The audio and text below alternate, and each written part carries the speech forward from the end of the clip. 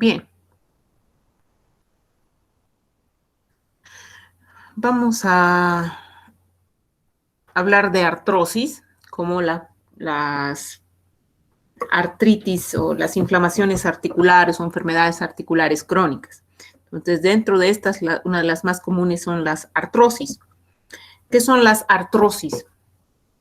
Corresponden a un grupo de enfermedades, una enfermedad en realidad degenerativa que resulta de trastornos tanto mecánicos como biológicos que van a producir una desestabilización al acoplamiento normal de los huesos, de la articulación, y un desequilibrio entre la degradación y la síntesis de los condrocitos que generan los condrocitos del cartílago articular y del hueso subcondral. ¿Ya? Entonces, se produce una degeneración del cartílago articular, produciendo una desestabilización de la articulación. Este desequilibrio es iniciado por múltiples factores genéticos, evolutivos, del desarrollo, metabólicos, traumáticos. ¿Ya? Bueno, hay que recordar qué papel tiene el cartílago en la articulación. El cartílago contiene básicamente elementos del tejido conectivo, tiene células, tiene una matriz extracelular, tiene un fluido y tiene macromoléculas. Cartílagos hay tres tipos, el hialino, el elástico y el fibrocartílago. No tienen vasos sanguíneos, ninguno de estos tiene vasos sanguíneos, ni nervios, ni vasos linfáticos. Por lo tanto, el cartílago no produce dolor. Al no tener terminaciones nerviosas y al no tener vasos sanguíneos, la ausencia de esta circulación hace que los condrocitos, las células que forman el cartílago, deban recibir nutrición por difusión, usualmente de la vascularización periférica del hueso subcondral. Entonces, lo que ocurre en la osteoartritis, se pierde este cartílago articular ya progresivamente, lo cual va a generar al inicio una pérdida del cartílago, pero resulta ser una enfermedad de toda la articulación. Pues al perder el cartílago, se va a también afectar el hueso subcondral, se va a afectar la cápsula sinovial, se va a afectar todos los tejidos blandos y los ligamentos que forman la articulación, ¿ya? Y eso es lo que genera en el fondo la artrosis. Bien. La artrosis, que es una enfermedad degenerativa de la articulación, habíamos dicho que hay múltiples factores para desencadenarla. Igualmente podemos clasificar la artrosis en tres tipos: la primaria, la secundaria y la también llamada generalizada. La primaria o idiopática, que generalmente está localizada en una articulación inicial, pero puede manifestarse en todas, ¿ya? Es aquella que se produce usualmente por la degeneración propia de la edad. Va a estar presente en manos, pies, rodillas, caderas, columna. Va a afectar a 3 o más áreas articulares, usualmente articulaciones pequeñas y de la columna y articulaciones grandes. La mayor parte de las articulaciones que se manifiestan con artrosis son las diartrosis, ojo. La secundaria o localizada es una enfermedad congénita del desarrollo. Estos casos son mucho más raros y están relacionados con alteraciones en el metabolismo del cartílago. Entre estos están el Calvé, el Perthes, el LEC. Varios factores pueden desencadenar esta alteración y en algunos casos también está asociada a otras enfermedades, otros factores mecánicos y locales, como ser la obesidad, que va a deformar la articulación y va a generar una alteración en el cartílago por sobrecarga, la escoliosis, una mala postura de la columna, una sobrecarga localizada. Y están los tipos de artrosis que son generalizadas, que igualmente son más raras y constituyen enfermedades sistémicas y secundariamente tienen una afección del cartílago. Entre los que están la enfermedad de Piaget, la diabetes mellitus, la acromegalia, que pueden tener asociada compromiso del cartílago articular. Si bien uno de los factores más importantes para que se produzca artrosis es la edad y la degeneración propia por la edad, hay ciertos factores de riesgo que hacen que esto se presente más en unas personas que en otras. ¿Cuáles son los principales factores de riesgo? Como les decía, la edad. A partir de los 65 años existe una degeneración progresiva del cartílago. Entonces, un factor de riesgo importante es la edad. Este será mucho mayor si existe sobrepeso, obesidad, si hay tensiones mecánicas, deportes, oficios específicos como el levantar pesos, bultos, la herencia. Si hay familiares que han tenido artrosis, muy probablemente esto también pueda manifestarse en los hijos, en los nietos. Género femenino y la menopausia, la pérdida del estímulo hormonal va a generar también una alteración en el cartílago. La osteonecrosis, que son alteraciones vasculares a nivel del hueso subcondral y que a la vez alteran al cartílago. Mala posición, una alteración en el eje de las extremidades, ya sea por distintos factores congénitos, la falta de estrógenos, el síndrome metabólico que se refiere a la obesidad, sobrepeso, hiperinsulinismo. Otros factores de riesgo incluyen todo lo que es los traumatismos, que haya habido una ruptura de ligamentos, que haya habido una cirugía en la articulación, que esté otro tipo de enfermedades metabólicas como la calcinosis, enfermedades infecciosas que haya afectado a los huesos, la artritis séptica, por ejemplo, otras secuelas de poliartritis, ¿ya? Pero el principal factor de riesgo es la edad. A medida que avanza la edad, la artrosis es más frecuente. Y alrededor de las personas menos de 45 años, un 3% se ven afectadas por artrosis, es decir, un bajo porcentaje generalmente asociado a esos factores que habíamos nombrado. Sin embargo, el 65% de las personas con 65 años ya van a presentar manifestaciones relacionadas con artrosis. Ya 65% a los 65 años. Y esta cifra se lleva al 80% en pacientes de 80 años. La edad, sin duda alguna, es el principal factor de riesgo, pero también existen otros, como habíamos nombrado, la parte genética, ya, y los familiares de primer grado que tienen artrosis muy probablemente van a ser un factor de riesgo extra para los hijos, ¿no es cierto? ¿Ya? ¿En qué se ha demostrado esto? Principalmente en los casos de artrosis de cadera o de las manos. La actividad física en exceso también es generadora de desgaste articular. ¿Qué deporte? No todos, eso no es que significa, el deporte es malo, no. Los deportes de alto nivel con riesgo de trauma, en especial los deportes de que puede haber mucho contacto, como el fútbol, el rugby, en el que las rodillas pueden ser afectadas. Entonces, muchos futbolistas terminan padeciendo una artrosis, a veces a edades muy tempranas. Levantamiento repetido de cargas pesadas, levantamiento de pesas, por ejemplo, microtraumas repetidos. Trabajadores de un martillo neumático generalmente van a desarrollar artrosis de codo por el constante golpeteo que tienen. Algunos oficios como el instaladores de azulejos que están continuamente de rodillas, los tapiceros, los jardineros, los albañiles, entonces que tienen una posición continuamente apoyando la carga sobre las rodillas. Entonces, todo este tipo de actividades hacen que la artrosis pueda desarrollarse más prontamente. Bien, ¿qué es lo que ocurre? Distintos factores, la sobrecarga, el sobrepeso, pues van a generar, habíamos dicho, factores de riesgo para esta enfermedad. ¿Qué hace el cartílago? El cartílago cubre el hueso subcondral y hace que transmita la carga al hueso, ya amortigua esta carga cuando caminamos, la carga de nuestro cuerpo, cuando hacemos ejercicio, ¿ya?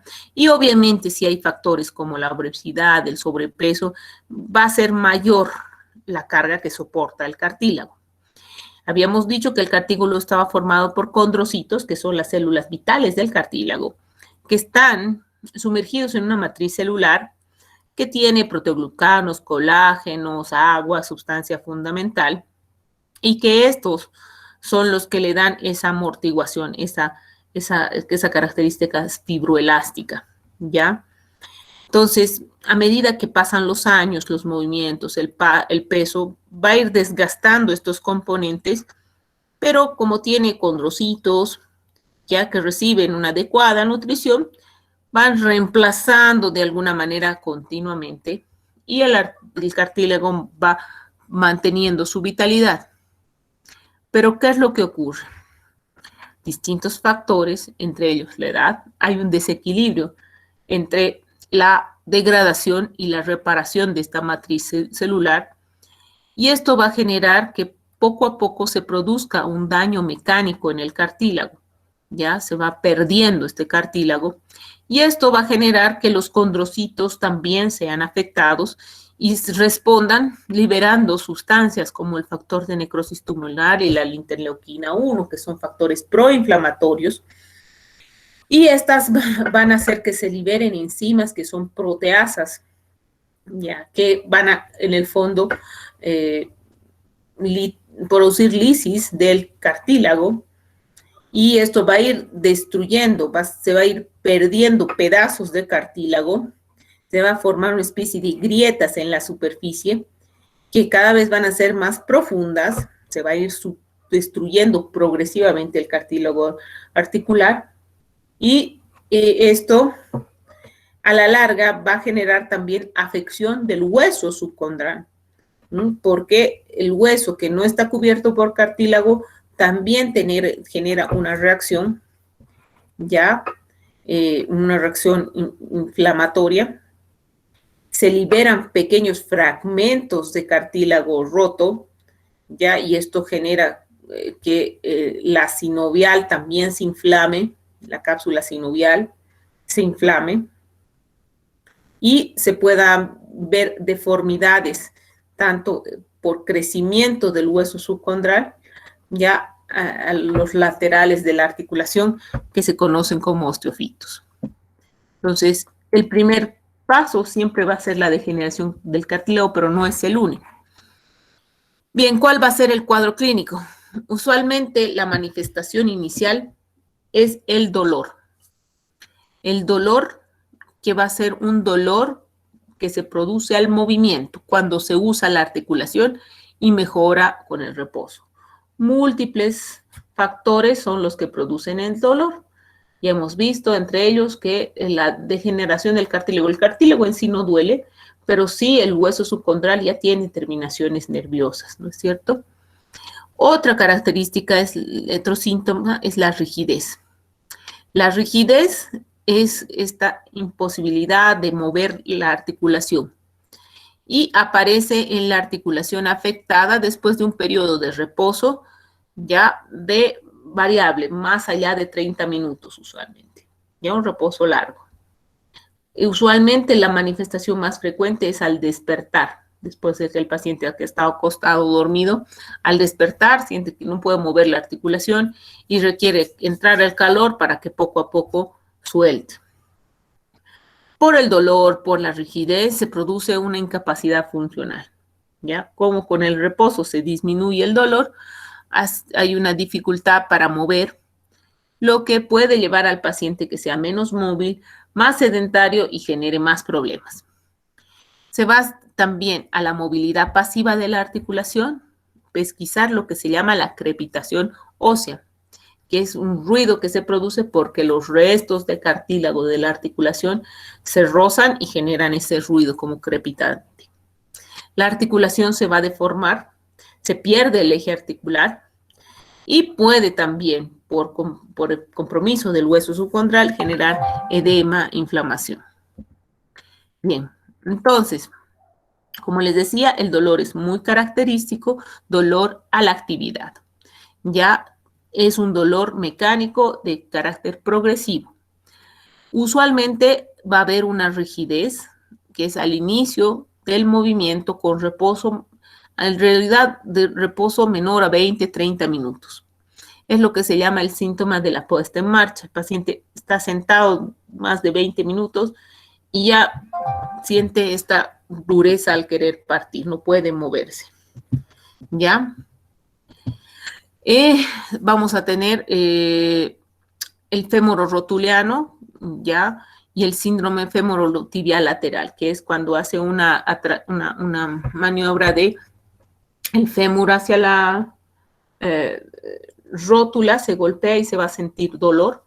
Y el femorotibial igual, se hace un movimiento lateral y se presenta el dolor. ¿Ya? Y a veces puede haber un bloqueo al hacer una movilización pasiva, cuando ya la artrosis está más avanzada y prácticamente ya no hay hueso subcondral. Entonces, los más característicos: dolor, rigidez, deformidad, impotencia funcional, inestabilidad.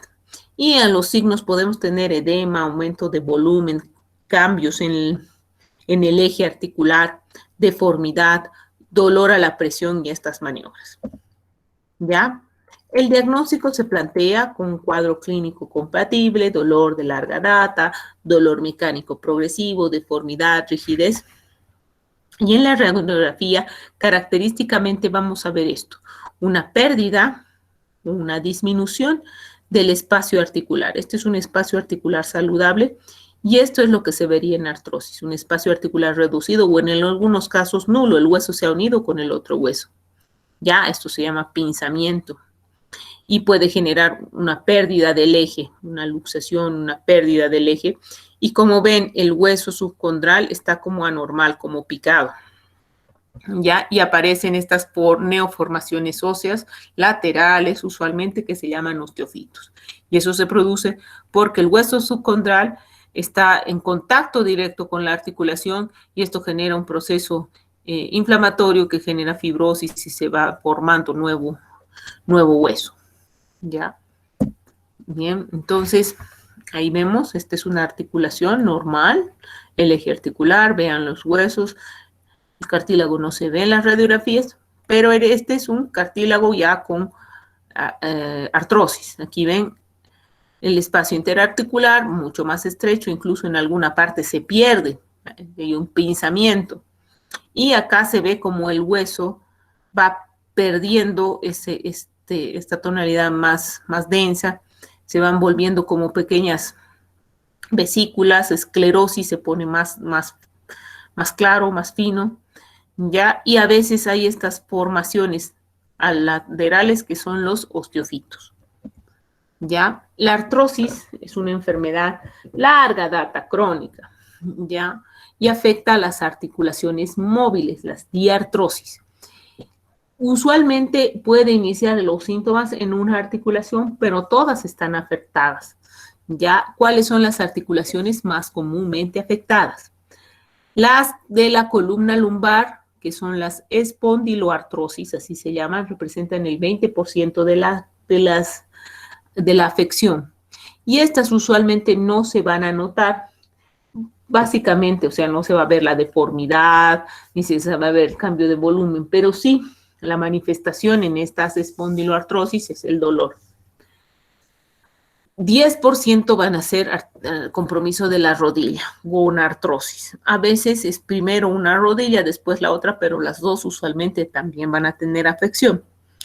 Un 6% van a tener afección de la articulación del metacarpo, primer metacarpiano, del pulgar, la risartrosis, ¿ya? Y un 4% de la cadera, que se llama coxartrosis. Es un poco más frecuente en mujeres que en varones.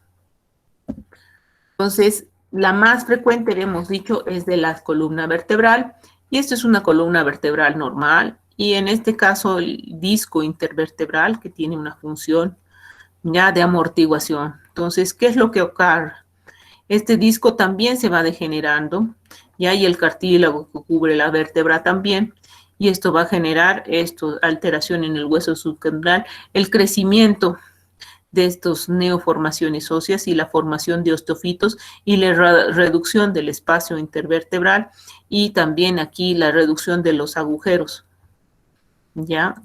De los agujeros de conjunción por el que salen las raíces nerviosas que pueden en algún momento estar comprimidos por estas neoformaciones de osteofitos, ¿ya? Y generar manifestaciones clínicas como dolor radicular, ¿ya? Por compresión. Usualmente el dolor va a ser la primera manifestación en la artrosis de columna, ¿ya? Dolor lumbar, a veces con una manifestación radicular. Entre los 30 y 50 años puede iniciar la artrosis de rodilla. Usualmente los síntomas más manifiestos hacerse en los mayores de 50. Entre los 30 y 50 años puede haber algún dolor de rodilla con exceso de actividad física, crujidos y a veces inflamación. En los mayores de 50 ya este dolor es más persistente al inicio de la actividad, rigidez matutina, inflamación, alteración del eje y disminución de la movilidad funcional. Entonces, esta es la típica deformidad que se adquiere en las artrosis de rodilla, ¿no es cierto? Una articulación que pierde el eje con tumefacción, deformidad, ¿ya? Y que obviamente al perder el eje hace que la postura del paciente también cambie para mantener el equilibrio, ¿ya? Y esta es la imagen que se ve en el que hay una pérdida completa del espacio interarticular y el hueso subcondral está pegado al otro, ¿no es cierto? Y esto genera, pues, dolor, impotencia y rigidez. En las artrosis de las manos tenemos la risartrosis, que es la más frecuente, pero podemos tener también artrosis en los huesos de las falanges, en las uniones de las falanges, y que tienen una deformidad especial, un aumento de volumen, una pérdida del eje, angulaciones. Y estos se llaman los nódulos de Everden y los nódulos de Burchard. Los nódulos de Everden son los que se producen en las articulaciones falángicas distales y los nódulos de Burchard en las falángicas proximales. Ya, eso, más o menos la imagen se ve así. Ya son nódulos, no son dolorosos a la palpación, no son dolorosos, pero pueden de alguna manera limitar la movilidad. La articulación de cadera es otra afección relativamente frecuente y en estos el primer síntoma es el dolor. Ya a veces es un dolor intenso, invalidante y tiene una irradiación especial. Se irradia al glúteo, a la cara anterior del muslo y a la ingle. O sea, no tiene una distribución radicular, ya, sino una irradiación más bien difusa y se produce al inicio del movimiento. Ya, el paciente va limitando su actividad física y eso hace que el paciente pueda ir perdiendo la movilidad. Y al hacer una flexión del tronco sobre la cadera, se genere dolor intenso. Ya, esto es la imagen, a veces esto ya es una artropatía avanzada, en el que se ha perdido por completo el eje de la articulación y el espacio articular. Ya, y esto genera una pérdida, una alteración del hueso subcondral. Ya. En la mayor parte de las articulaciones, no tanto las de las manos, pero sí las articulaciones más funcionales como la rodilla y la cadera, se requiere un reemplazo, una prótesis que reemplace la cadera o la rodilla, ya cuando la enfermedad está avanzada, porque evidentemente no es funcional, no se puede funcionar. ¿Cuál es el tratamiento de la artrosis? Esto es una enfermedad degenerativa, entonces no hay un tratamiento que logre ser curativo del todo, excepto el trasplante, la instalación de prótesis específicas, prótesis de cadera o de rodilla, en el cual se reemplaza toda la articulación. Pero un tratamiento farmacológico en sí no hay curativo. Entre estos, podemos usar antiinflamatorios para el dolor, opiáceos, seguir la escala analgésica de la OMS, A veces se inyecta ácido hialurónico en la articulación para dar opción a que haya más espacio articular, pero tampoco es una medida que funciona. ¿Ya? Corticoides para aliviar la inflamación, entonces eso hace que sean tratamientos solamente paliativos, no haya ninguno 100% curativo. Y dentro de los no farmacológicos está pues la alimentación saludable, controlar el peso, las medidas higiénico-dietéticas, la actividad física regular, no actividad física intensa, sino la actividad física regular y mantener no subir de peso, no sobrecargar la articulación. Bien, otro tipo de artritis crónica es la artritis reumatoide. Ya, esta tiene sus características, es igual a una enfermedad sistémica. En este caso, no es una enfermedad solamente de las articulaciones, es una enfermedad sistémica y su origen es autoinmune. Ya se caracteriza por una inflamación crónica que va a producir una destrucción progresiva de las articulaciones principalmente y que va a producir grados de deformidad y discapacidad diferente. Pero ojo, es una enfermedad autoinmune que afecta más a la articulación, pero no solamente a eso, también afecta a otros tejidos, como el tejido pleural, los ojos, etc. ¿Ya? Entonces, ¿cuál es el órgano blanco en la artritis reumatoide? Es la membrana sinovial. A diferencia de la artrosis, que el problema partía en el cartílago y de ahí se deforma la articulación, aquí parte en la membrana sinovial. La principal característica, igual que la otra, es el dolor, la rigidez e inflamación. En la artrosis era usualmente primero una articulación, después la otra, aunque todas puedan estar afectadas. En cambio aquí es poliarticular, es simétrica, ojo, es decir, ambos lados, y va de pequeñas y grandes articulaciones, es decir, empieza en pequeñas. ¿Ya? Y en las muñecas, en las metacarpofalángicas y en las metatarsofalancas. ¿Ya? Esto es la principal característica. Membrana sinovial simétrica, a ambos lados por igual. Y puede iniciarse en articulaciones pequeñas. ¿Ya? Ir avanzando a las otras. Como hemos dicho, su etiología es autoinmune. Ahora, ¿por qué se produce esta enfermedad autoinmune, este desequilibrio entre inmune? No se sabe. No hay una causa específica, pero hay factores asociados. Ya, por ejemplo, las infecciones intestinales, parvovirus B19, rubiola, sarampión, trauma, estrés, alteraciones de la microbiota. Ninguno de estos ha probado ser 100%, pero son factores que pueden desencadenar este desequilibrio inmunológico. ¿Ya? Entonces, se cree que hay una base genética, el género, antecedentes, raza, y algún desencadenante, una infección por bacteria, un virus, tabaquismo, un traumatismo, que hacen que haya un desequilibrio inmunitario y esto genere la artritis reumatoide. ¿Ya? Es decir, nunca un solo factor. Entonces, ¿qué es lo que ocurre fisiopatológicamente?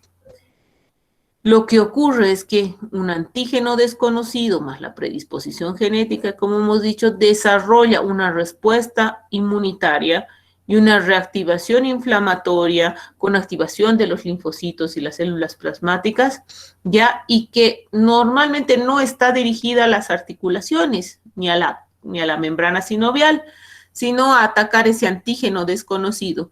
Pero lo que se produce es una reacción cruzada. Por alguna razón, se van y se enfocan en los componentes de la articulación, en este caso, la membrana sinovial. Lo que genera un proceso inflamatorio a ese nivel.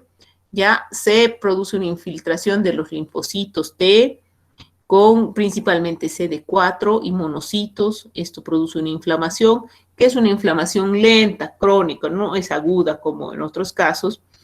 ¿ya? Y esto va a hacer que la membrana sinovial reaccione, formando un tejido de granulación, ¿ya? Se activan los fibroblastos y empieza como un tejido de granulación, haciendo que vaya creciendo esta membrana sinovial y forme lo que se conoce como el panus, ¿ya? Este panus pues va a generar también una alteración en la morfológica de la articulación, va a aumentar el volumen, fibrosis y deformidad, ¿ya? Bien, ¿cuáles son las manifestaciones clínicas? No es de inicio brusco, esto tiene un inicio lento, progresivo, insidioso. Los pueden haber síntomas iniciales no articulares, que pueden ser astenia, dinamia, síntomas no precisos, y después desarrollarse las manifestaciones articulares y las manifestaciones también extraarticulares. Las manifestaciones extraarticulares. La principal manifestación articular es el dolor articular, ¿ya? Y que a veces el paciente también lo refiere como dolor muscular, pérdida de peso, fiebre esperofebrícula y también alteraciones del ánimo, depresión. Entonces, las articulaciones, ¿cómo duelen? Es una enfermedad poliarticular simétrica. Ojo, esa es la clave. Varias articulaciones, afecciones simétricas. Va a haber edema, ya las articulaciones se ven hinchadas, tumefactas, pero no rojas, no hay calor local. Ya, el dolor es al movimiento. Dolor al movimiento y se produce principalmente en articulaciones pequeñas, metacarpofalángicas y metatarsofalángicas. Y va a haber además rigidez matutina. Ojo, sin embargo, esta aparece después de un reposo más prolongado, un reposo mayor a una hora. ¿Ya? Fases avanzadas, estas son las fases iniciales. Después de tiempo de evolución de la enfermedad, se va a producir desviaciones, deformidades de las articulaciones. El típico pulgar en Z, ya, mano de cisne, que es la desviación cubital de los dedos con hiperextensión de las articulaciones falángicas. Esta es la típica, el pulgar, que es en Z, ya, y la desviación del carpo con la famosa mano de cisne, ya, y con estas deformidades articulares. Entonces, nuevamente, dolor. Va a haber aumento de volumen, pero sin eritema. Aumento de volumen sin eritema. Rigidez matutina, pero con un tiempo mayor a una hora. ¿Ya? Estas deformidades y que van a producir luxaciones, subluxaciones, ya alteraciones de ligamentos y tendones. Esta enfermedad evoluciona en fases, ¿ya? La primera fase va a generarse, como hemos dicho, por esta reacción cruzada autoinmune, una inflamación de la membrana sinovial. Y no solamente sinovial, sino perisinovial. Van a haber infiltración leucocitaria, migración de linfocitos, de monocitos, de macrófagos, y esto va a generar un proceso inflamatorio con necrosis. ¿Ya? Con necrosis. Entonces, esta inflamación crónica va a activar a la membrana sinovial y va a generar un tejido cicatrizal, ya granulación se llama, abundante, que va a producir como una especie de ribetes abundantes que se llaman panus. Este panus, que es un tejido fibroso de granulación, va a producir un daño al cartílago y tejidos vecinos, ¿ya? Y esto a su vez van a prolongar la actividad inflamatoria.